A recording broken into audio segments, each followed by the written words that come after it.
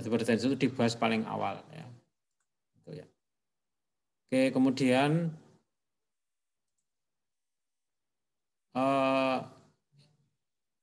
ini saya ambil dari jurnal ya. Hipertensi itu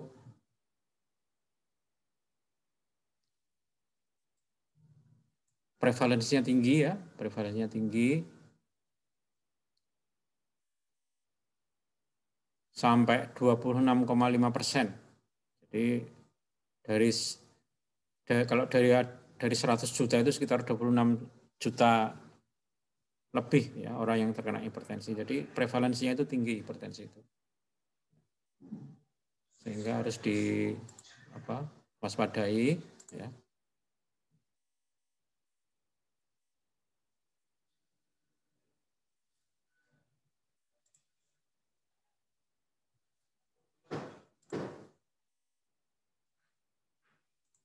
Ya, kita masuk aja ke definisi hipertensi ya. Definisi hipertensi itu dikatakan normal kalau tekanan darahnya itu 120 sampai 80. Ya, jadi kalau tekanan darahnya 120 sampai 80 itu normal ya, atau di bawahnya ya. Kalau tekanan darahnya di atas 120 itu, kalau ranknya 120 sampai 139 itu sudah merupakan gejala hipertensi atau prehypertension. Jadi kalau tekanan darahnya lebih dari 140, ya, antara 140 lebih itu sudah dikatakan hipertensi. Kalau di atas 160 itu sudah merupakan hipertensi stase 2. Ya, ini adalah definisi hipertensi terbaru dari JNC 8. Mungkin banyak definisi yang lain ya, tetapi ini adalah salah satu definisi hipertensi yang cukup valid.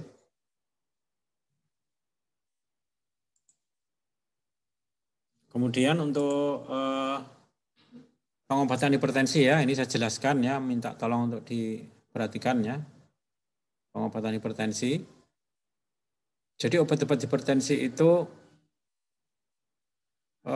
ada 4 ya, ada 4 macam obat hipertensi itu. Jadi ini saya tampilkan tabelnya ya, obat hipertensi itu ada 4. Ya, kalau kita sebagai tenaga kesehatan harus hafal ini ya, tidak hanya orang farmasi tapi perawat harus hafal obat hipertensi itu. Tapi tidak usah dihafalkan dosisnya ya, cukup diketahui oh ini obat hipertensi itu aja ya. Kalau perawat tidak perlu sampai menghafalkan dosisnya ya, itu tidak perlu ya. Nah, ini obat hipertensi itu ada 4 golongan ya ini ya. Ada 4 golongan. Ini golongan ACE inhibitor ya. Ini namanya ACE inhibitor ya golongan ini.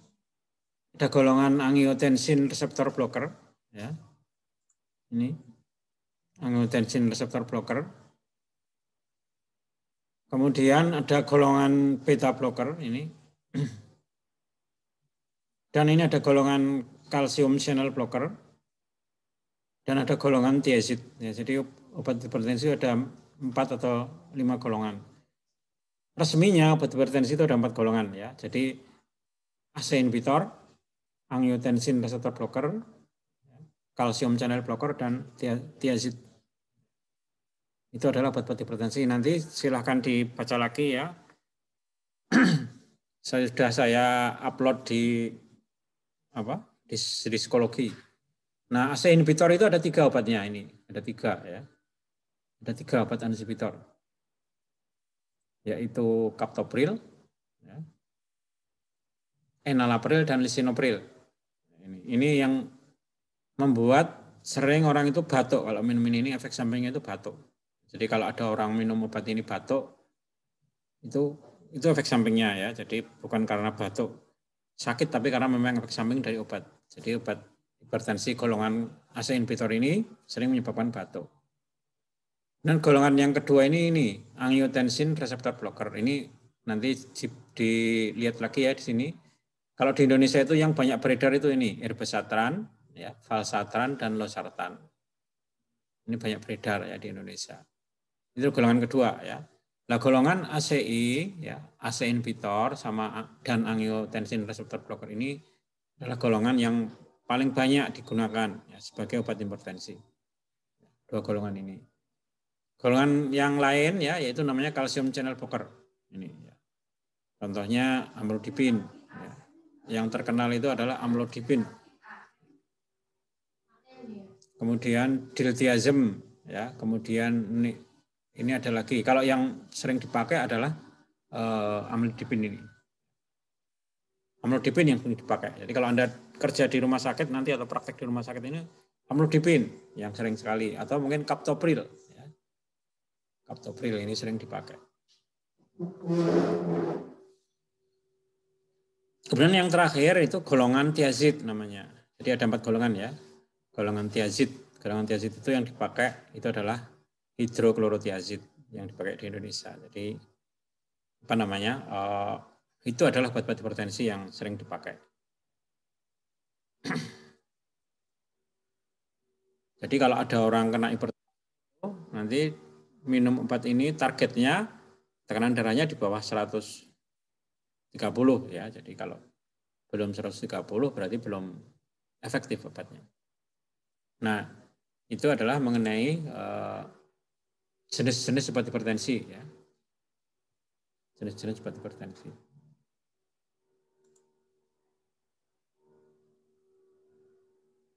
Kemudian selanjutnya kita masuk ke obat kolesterol ya. Jadi kalau untuk perawat itu simpel-simpel aja ya untuk minum obat ya, tidak usah sampai hal-hal yang sifatnya teknis ya, cukup dihafal kayak oh ini obat hipertensi gitu ya.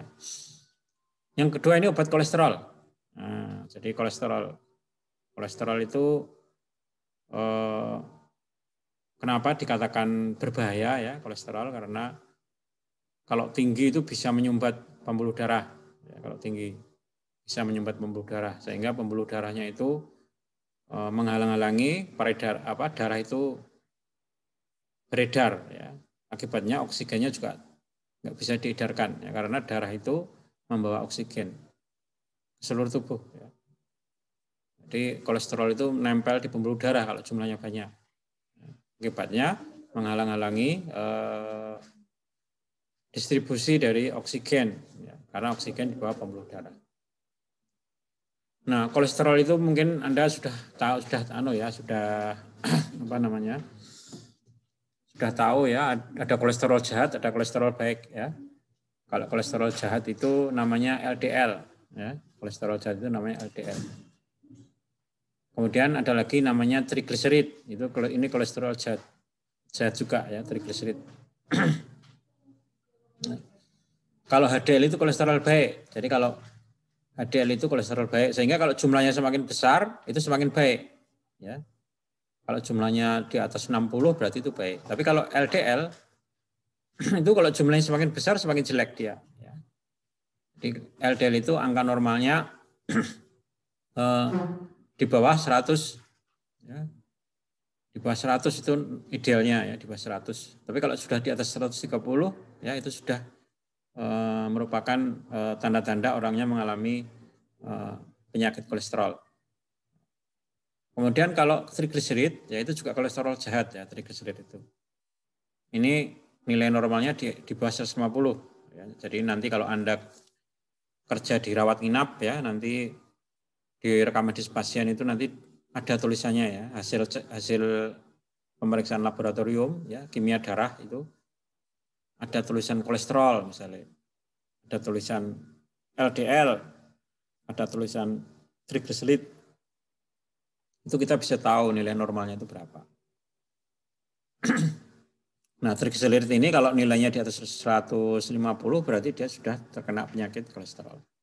Kemudian total kolesterol itu adalah jumlah seluruh kolesterol yang ada ya, jumlah dari LDL, trigliserid ya, dan HDL ini. Nah, nilai normalnya di bawah 200 ya. Jadi kalau di bawah 200 itu berarti normal. Nah, kalau sudah di atas 240 ya, sudah di atas 200 berarti sudah terkena penyakit kolesterol. Nah, LDL dan trigliserid ini ya, kalau menumpuk di dalam pembuluh darah itu menyebabkan penyumbatan. Yang berbahaya kalau numpuknya itu di jantung. Ya, itu berbahaya. Ya, di jantung itu ada pembuluh darah juga ya, di otot-otot jantung. Itu kalau menumpuk itu berbahaya di sana. Akibatnya oksigen yang masuk ke jantung itu terhambat. Karena pembuluh darah di jantungnya sendiri itu juga tidak bisa ya mensuplai oksigen. Dan itu bisa menyebabkan penyakit jantung, ya namanya jantung koroner. Jadi kalau pembuluh darah di jantungnya itu tersumbat oleh kolesterol, ya, itu namanya penyakit jantung koroner. Ya. Dan itu sangat mematikan. Tapi kalau HDL-nya itu tinggi, jadi kalau HDL itu lebih dari 60, itu HDL itu justru mengusir kolesterol jahat. Ya, jadi kalau orang itu HDL-nya tinggi, HDL ini akan mengusir, memindahkan, ya, mengurangi kolesterol jahat. Ya. Jadi kolesterol jahatnya nggak bisa nempel di pembuluh darah, ya, sehingga mengurangi resiko penyakit jantung. Ya, itu mengenai kolesterol ya. Kemudian obat kolesterol itu apa ya? Kalau kolesterol itu obatnya sebenarnya hanya dua ya yang penting yang harus kita hafalkan ya. Kolesterol itu contohnya adalah golongan statin. Jadi obat kolesterol yang pertama namanya golongan statin. Obat golongan statin ini digunakan untuk menurunkan LDL. Ya. Jadi fungsinya untuk menurunkan kolesterol jahat yang namanya LDL. Jadi kalau kita LDL-nya di atas 100 ya, di atas 130 itu harus minum obat ini ya. Golongan statin ini biar LDL-nya turun. Kalau disuruh nurunkan trigliserida itu tidak begitu efektif ya, tapi yang paling efektif adalah menurunkan LDL ya, golongan statin itu. Kemudian golongan statin itu apa saja ya, ini kita perhatikan ya di sini ya, golongan statin itu adalah lovastatin ini ya, pravastatin ya, dan simvastatin ya. Lovastatin, ya, pravastatin dan simvastatin ini yang beredar di Indonesia itu 3 ini ya. Yang terkenal namanya simvastatin. Simvastatin itu sangat terkenal ya. Ini kalau nanti kamu perawat ya ngasihkan obat ini itu minumnya malam hari dia ya setelah maghrib. Jadi obat ini diminum malam hari. Jadi tidak boleh diminum pagi hari ya, minumnya harus malam. Siang hari juga nggak boleh ya. Minumnya harus malam dan diberikan bersama makanan untuk mengurangi nek ya atau mual-mual. Jadi obat golongan statin ya, ini khususnya simvastatin itu diminum malam hari ya.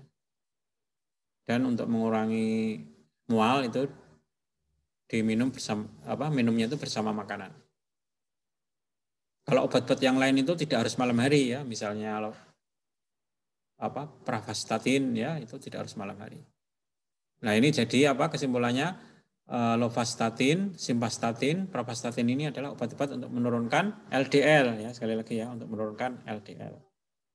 Kalau yang di bawahnya ini ya ini obat-obat golongan fibrat ya golongan fibrat.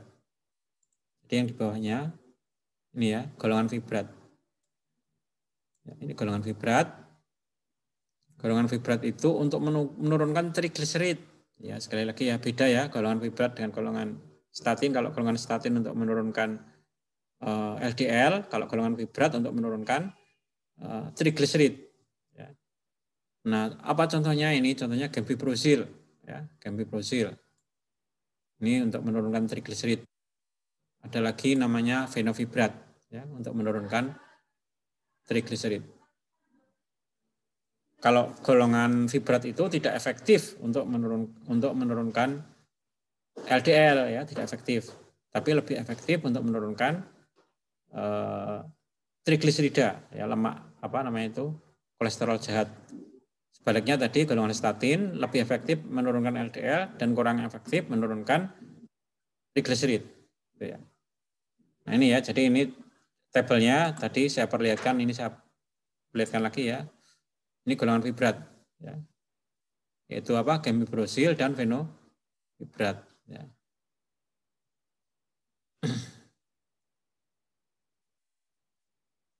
Kemudian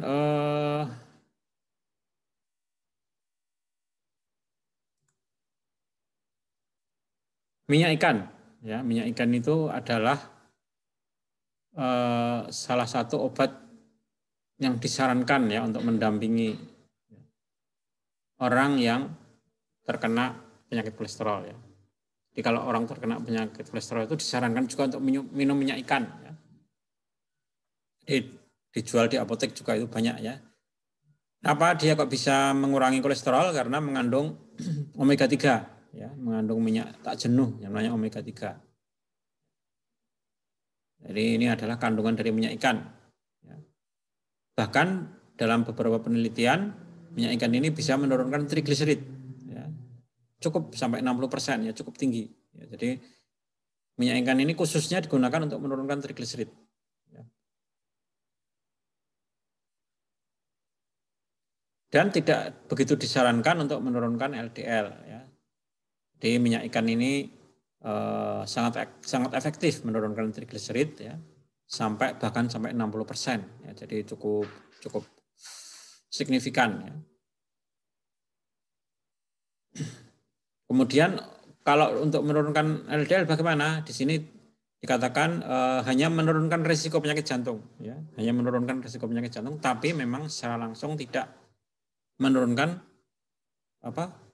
LDL, ya, hanya menurunkan trigliserid aja. Jadi kenapa begitu? Karena memang penyakit jantung itu erat kaitannya juga dengan tingginya kadar trigliserid. Ya, jadi karena trigliseridnya diturunkan oleh minyak ikan, maka otomatis bisa mengurangi resiko penyakit jantung.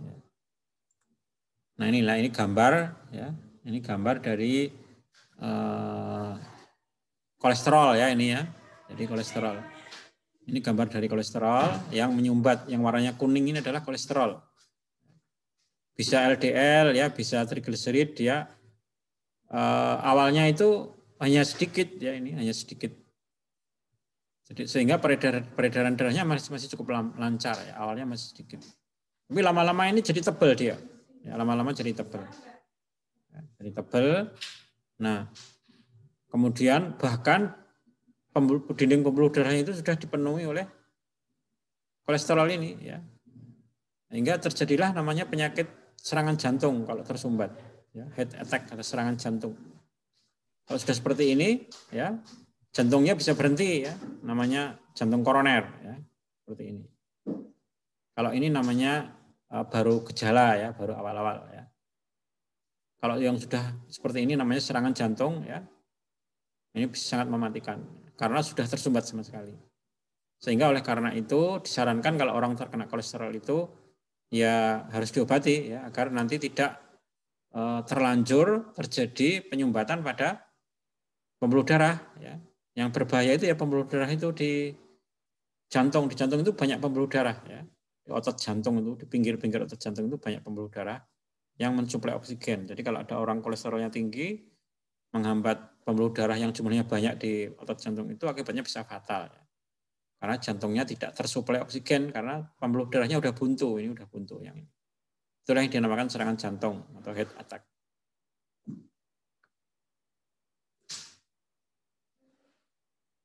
Itu mengenai apa? Kolesterol ya. Jadi obatnya kolesterol tadi berapa? Ada 4 ya atau 3 itu. Ada obat untuk menurunkan LDL, ada obat untuk menurunkan trigliserid ya tadi ya. Jadi silakan nanti dicermati lagi ya di PPT saya. Ini saya rekam nanti biar bisa disimak lagi. Kemudian yang ketiga itu mengenai penyakit angina pectoris. Angina pectoris ini mungkin Anda pernah mendengar ya, angina pectoris ini sebenarnya angina pectoris itu juga berawal dari kolesterol yang tinggi juga ya, awal-awalnya itu. Jadi angina pectoris itu terjadi sumbatan tapi belum parah ya. Jadi mungkin baru seperti ini ya, angina pectoris. Ya, jadi belum parah sekali. Nah, angina pectoris itu biasanya cirinya adalah nyeri dada ya. Nyeri dada. Ciri khasnya itu nyeri dada. Ya, dadanya nyeri, bahkan nyeri hebat. Ya. Nyeri dada. Nah, dan biasanya kumatnya itu kalau dia melakukan aktivitas. Jadi misalnya orangnya jalan kaki lah, atau mungkin dia olahraga, naik sepeda itu dia bisa kumat, ya. Bisa kambuh. ya. Jadi angina pectoris itu kambuhnya biasanya kalau orangnya beraktivitas. Dan gejala utama tadi nyeri dada.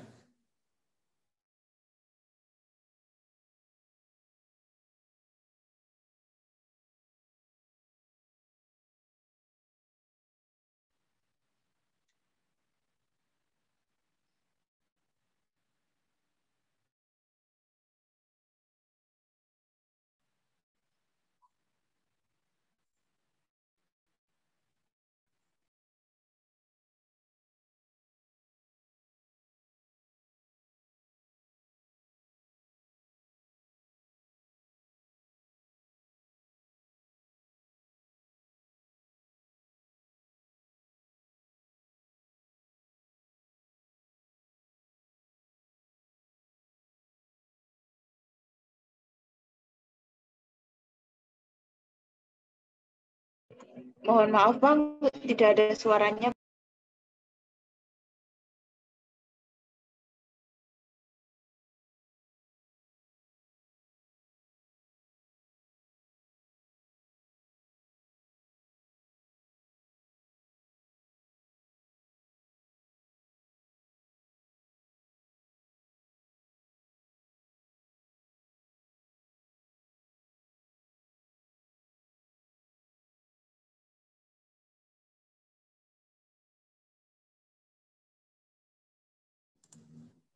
Ya, maaf ya, di kampus itu internetnya sering kayak gini ya, padahal yang pakai cuma 2 orang ya, juga bingung ya, kadang-kadang keluar sendiri dari Zoom. Padahal ini katanya sudah cepat ya, tapi ya seperti inilah ya. Oke ya, saya lanjutkan ya mengenai angina pectoris tadi ya. Mengenai angina pectoris, ya sekali lagi ya, nanti kalau suara saya nggak kedengaran, segera diingatkan ya. Ya, saya masuk ke tadi ya, angina pectoris. Jadi angina pectoris itu ciri khasnya itu nyeri dada. Ya, nyeri dada. Gejalanya ya, gejala kliniknya nyeri dada. Ya, ini obatnya apa namanya? Namanya obatnya itu nitrogliserin. Jadi kalau nitrogliserin itu tidak diminum ya, tapi dimasukkan di bawah lidah. Ya, jadi bukan diminum terus ditelan, enggak. Jadi di obatnya itu kalau orangnya nyeri dada dibawa ke UGD biasanya. Ya sudah pucat itu ya wajahnya ya, nyeri dada hebat ya. Dibawa ke UGD langsung, dari UGD itu nanti di sana disuntik nitrogliserin atau diberi nitrogliserin tapi lewat bawah lidah, namanya sublingual. Ya, itu obatnya ya. Jadi obatnya adalah obat suntik nitrogliserin atau bisa juga diberi yang sublingual, bukan obat minum. Ya nanti kalau sudah stabil ya baru dibawa ke bangsal. Nah kemudian nyeri dada karena angina pectoris itu biasanya terjadi karena pasiennya itu melakukan aktivitas ya, yang melebihi kapasitasnya, ya, melakukan aktivitas yang melebihi kapasitasnya. Dan itu banyak sekali ya, Anda mungkin sering mendengar ya beberapa artis itu banyak yang meninggal karena melakukan aktivitas di luar kemampuannya. Misalnya main bola ya, main bola dan sebagainya. Ya, itu berapa artis ya. Dulu banyak yang meninggal karena ya ini kena angina pectoris ini ya. Karena apa? Karena pembuluh darahnya terlalu sempit. Ya, terlalu sempit, ada itunya, ada apa? Ada sumbatan kolesterolnya, akibatnya jantungnya itu kalau disuruh kerja keras tidak mampu mensuplai oksigen. Ini melebihi kapasitasnya. Aktivitasnya melebihi kapasitas. Obatnya itu tadi ya. Jadi obatnya itu kalau serangan akut di UGD dikasih nitrogliserin ya. Itu mengenai angina pectoris. Ini gambarnya ya, ini angina pectoris. Ini Anda lihat ya, di jantung itu banyak pembuluh darah ya. Di jantung yang warnanya biru itu pembuluh darah ini. Pembuluh darah ini kalau bagus ya, seperti Anda masih muda ya, mungkin pembuluh darahnya masih bagus ya, masih lancar kalau untuk lari-lari, untuk olahraga yang anunya berat ya, intensitasnya berat, ini jantungnya masih bisa bekerja dengan normal. Ya. Tapi kalau sudah mulai ini ya, ada kolesterol ini tadi, nah dia sudah mulai kesulitan ya mensuplai oksigen, sehingga jantungnya juga tidak bisa bekerja dengan baik. Ya. Lama-lama otot jantungnya itu mati ya. mengalami mati akibatnya jantungnya tidak bisa berkonstruksi ya, atau bergerak sama sekali. Ini adalah gejala awal setelah orang terkena kolesterol tinggi. Maka sekali lagi ya saya ingatkan ya, kalau ada orang terkena kolesterol ya, mungkin ada famili Anda terkena kolesterol, itu harus diobati segera ya. Agar tidak merembeh-rembeh mengalami gejala klinik yaitu angina pectoris. Biasanya kalau enggak angina ya hipertensi dulu biasanya. Hipertensi itu pembuluh darahnya sempit ya. Jadi tekanannya tinggi dan namanya hipertensi. Jadi makanya sedini mungkin kita harus sering cek ya kolesterol ya. Sedini mungkin ya. Semakin cepat diketahui semakin baik. Ya. Harus sering cek. Semakin cepat diobati semakin baik juga ya. Agar tidak terjadi penyumbatan yang berkelanjutan. Nah itu mengenai angina pectoris ya. Angina pectoris itu ada angina stabil dan angina unstabil ya, yang tidak stabil. Ya bedanya apa? Kalau anginnya stabil itu terjadinya karena kita olahraga. Ya, kumatnya karena olahraga.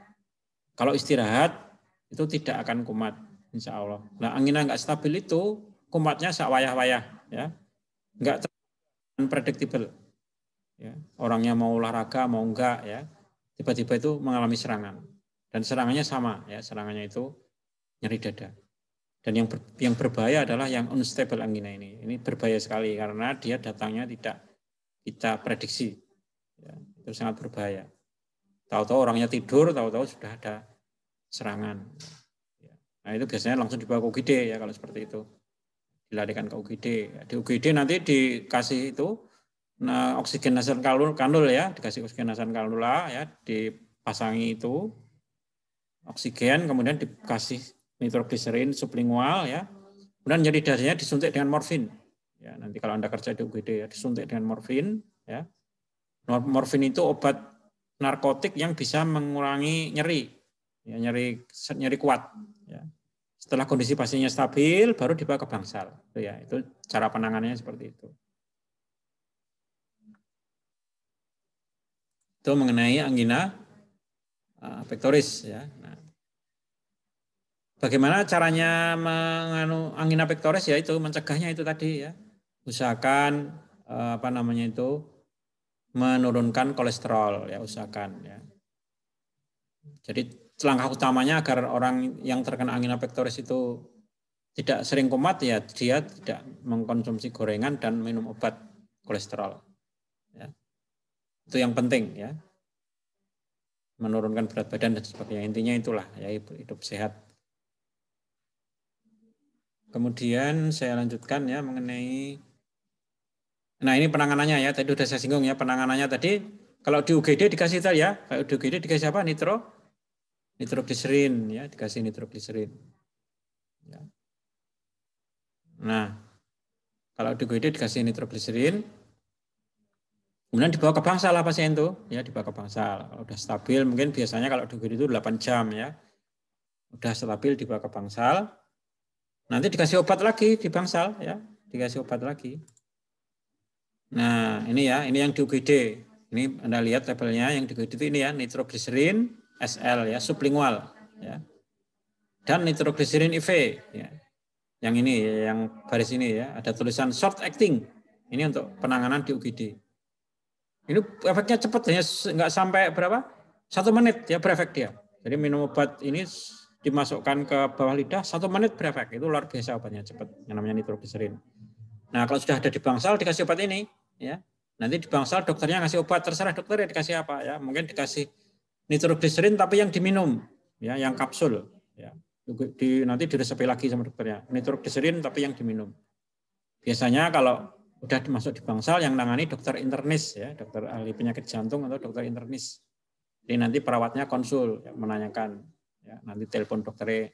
Nanti di bangsal itu dikasih kapsul ya, bukan yang sublingual lagi ya, tapi dikasih kapsul diminum ya, diminum obatnya. Atau dikasih obat ini ya, ISDN ini.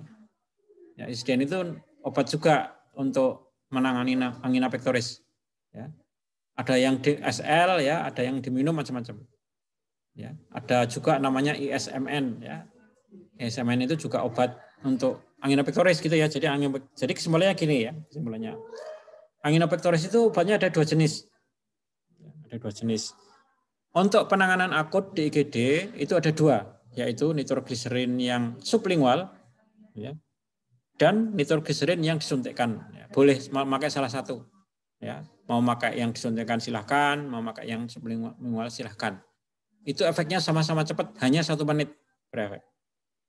Setelah pasiennya stabil, ya udah bagus kondisinya, nyeri dadanya udah hilang, ya, suntik morfin, ya, kemudian oksigennya sudah bisa dilepas, ya barangkali, udah bisa bernapas dengan normal, barulah dibawa ke bangsal. Nah di bangsal nanti dikasih obat yang efeknya berbeda, yaitu yang kapsul, nitrogliserin juga, tapi yang kapsul, yang diminum.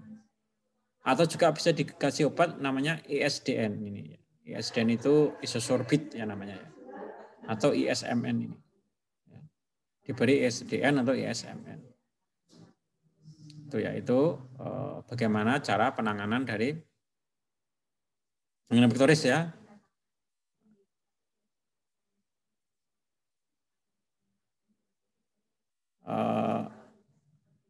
Saya lanjutkan ya untuk apa namanya. Kemudian obat-obat yang lain apa ya, selain obat tadi ya, yang lain-lain obatnya itu banyak ya. Obatnya cukup banyak ya. Jadi kalau dia sudah di bangsal, sudah disuruh pulang itu disuruh minum obat terus tuh, ya, disuruh minum obat terus. Nah, ini obatnya ini contohnya amlodipin ya ini ya. Amlodipin yang terkenal ya, amlodipin, ya, diltiazem, verapamil, ini obat-obat yang digunakan untuk penanganan pasien angina pectoris kalau sudah stabil kondisinya ya, obat dibawa pulang ya. Seperti itu. Kemudian yang keempat ya, penyakit gagal jantung ya, atau heart failure ya, gagal jantung. Gagal jantung itu jantungnya itu membesar ya. Jadi bagian ventrikelnya itu membesar. Lebih besar dari normal. Ya, bagian ventrikel kan jantung ada atrium, ada ventrikel ya.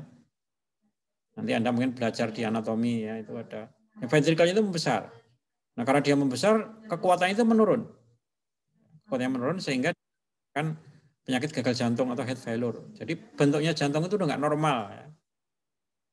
Itu kenapa kok bisa seperti itu ya? Karena terkena penyakit ya, misalnya kena penyakit hipertensi. Ya, lama-lama kalau orang hipertensi lama-lama jantungnya membesar. Makanya hipertensi harus diobati ya. Kalau nggak diobati ya itu tadi jantungnya membesar. Karena bekerja terlalu keras. Ya, akibatnya membesar dan lama-lama jadi gagal jantung. Nah, gagal jantung itu bahaya ya, bahaya sekali ya. Karena kalau jantungnya itu nggak kuat memompa darah, ya itu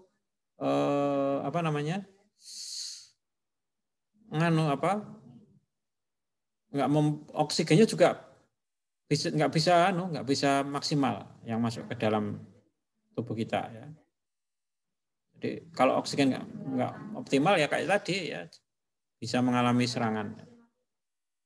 Itu adalah gagal jantung, itu definisinya itu ya beda ya. Jadi angina pectoris itu tersumbat pembuluh darahnya, hipertensi itu pembuluh darahnya mengecil, gagal jantung itu jantungnya membesar, lebih besar dari normal. Obatnya makanya beda-beda ya, obat gagal jantung itu beda. Nah terus ngobatinya bagaimana? Nah ini langsung aja ya kita belajar obatnya ya. Obat-obat gagal jantung apa saja kan ini kita bahas saja. Nanti Anda cukup menghafalkan obatnya aja, yang nggak usah ngelihat yang rumit-rumit. Nah penanganan utama dari gagal jantung itu adalah mengobati sumber masalahnya dulu ya, penanganannya. Sumber masalahnya misalnya orangnya terkena hipertensi ya, hipertensinya diobati ya. Tensinya tinggi kena gagal jantung ya, diobati ya. Hipertensinya diobati dengan obat apa tadi ya. Tadi sudah saya jelaskan obat-obat hipertensi tadi, nanti bisa dibaca lagi. Dan yang kedua, pasiennya disuruh mengurangi konsumsi garam, itu yang sangat penting. Ya. Diet rendah garam. Kenapa begitu? Karena garam itu bisa menumpuk cairan. Jadi kalau kita itu mengonsumsi garam yang banyak, ya itu akibatnya cairan itu menumpuk dalam tubuh kita. Ya. Karena garam itu sifatnya menyimpan cairan, semakin banyak garam, semakin banyak cairan yang disimpan. Nah, kalau cairannya itu banyak dalam tubuh kita itu yang kesimpan, jantung itu kerjanya semakin berat. Kerjanya semakin berat. Kalau orang seusia Anda itu nggak masalah ya makan banyak garam ya. Mengkonsumsi makanan yang garamnya banyak itu nggak ada masalah karena jantungnya masih kuat. Ya, masih normal. Tapi kalau orang sudah kena gagal jantung, ya, tubuhnya cairannya banyak, dia nggak bisa lagi ya, menganut cairan itu, menangani cairan yang banyak itu. Beban jantungnya semakin berat. Jadi cara kedua dari orang gagal jantung, penanganannya adalah konsumsi rendah garam, cara kedua. Nah, terus kalau tensinya tinggi diobati apa? Ya, obat tadi. Nah, obatnya apa? Gagal jantung itu obatnya adalah obat tadi yang saya sebut tadi itu loh, nanti dibaca lagi ya. ACI dan ARB. ACI dan ARB itu ada tadi di atas ya. Di atas sendiri itu. ACI itu tadi captopril, lisinopril ya. Ini ada di tabel ini ya. ACI dan ARB. ARB itu tadi irbesatran ya, valsatran ya. Kandesartan ya, sebentar.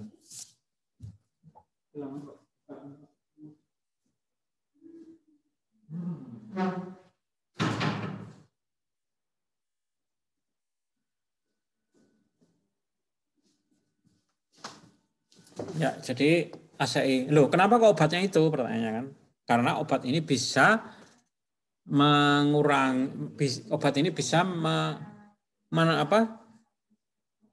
mengurangi itu yang membesar tadi itu loh, jantung yang membesar ya. Jadi jantung yang besar itu dengan minum obat ini bisa dinormalkan lah ya. Walaupun proses itu lama ya. Jadi obat yang tadi saya sebut itu tidak hanya untuk mengobati hipertensi ya, golongan ACI dan ARB itu, tapi juga bisa mengobati gagal jantung.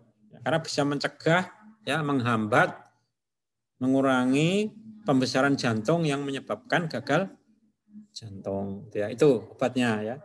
Obat apa? ARB dan ACI. Nanti silahkan dibaca lagi apa saja itu ARB, apa saja ACI gitu ya.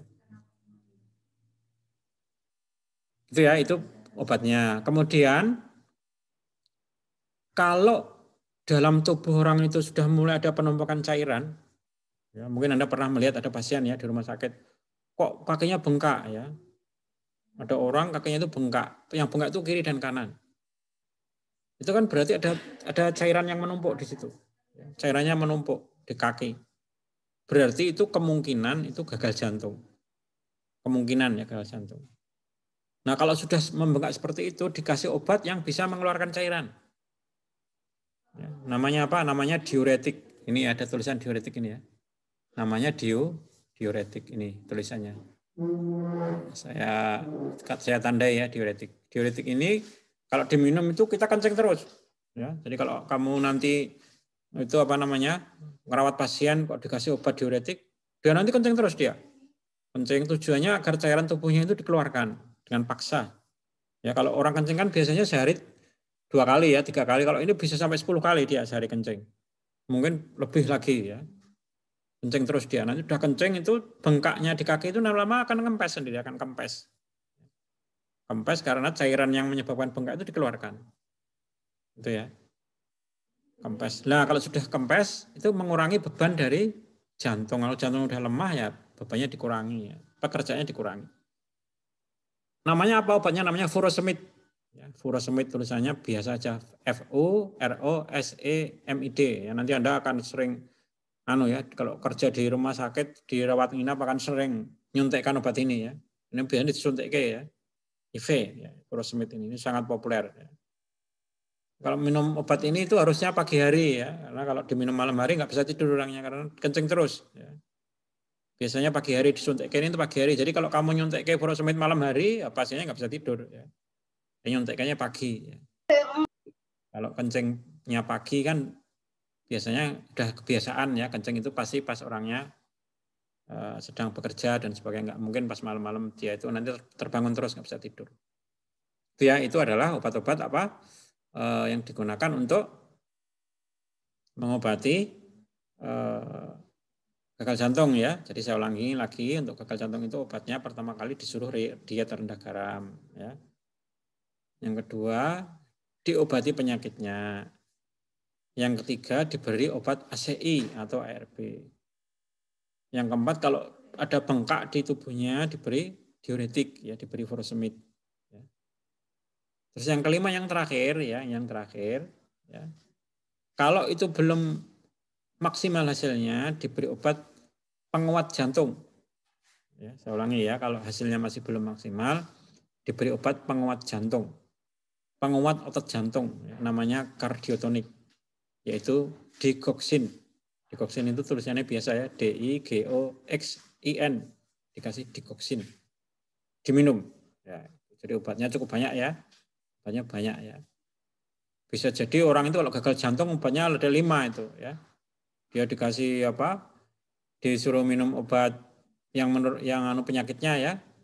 Kemudian disuruh minum obat yang menurunkan tekanan darah ya. Disuruh minum obat diuretik ya. Disuruh minum obat digoxin ya mungkin 3 atau 4 paling enggak. Ya, obatnya banyak ya. Biasanya kalau udah parah ya itu tadi ya. Udah bengkak macam-macam obatnya banyak. Itu ya, jadi itu mungkin Anda nanti kalau kerja di rumah sakit, makanya saya itu selalu mengingatkan ya perawat itu tidak jauh-jauh dengan yang namanya obat ya. Tidak jauh-jauh ya, walaupun Anda hanya di IDK 2 dikasih obat ya. Materi tentang obat itu hampir tiap hari urusannya karena obat ya perawat. Sayangnya tidak banyak yang, bahkan kalau D3 itu lebih sering ya, ketemu saya D3 perawatan itu 1 semester itu full dia kena farmakologi ya. Jadi mereka cukup materinya lebih banyak dari S1 malah ya. Saya mungkin kurikulumnya beda ya, kurikulumnya beda. Nah, itu mengenai apa namanya? Mengenai itu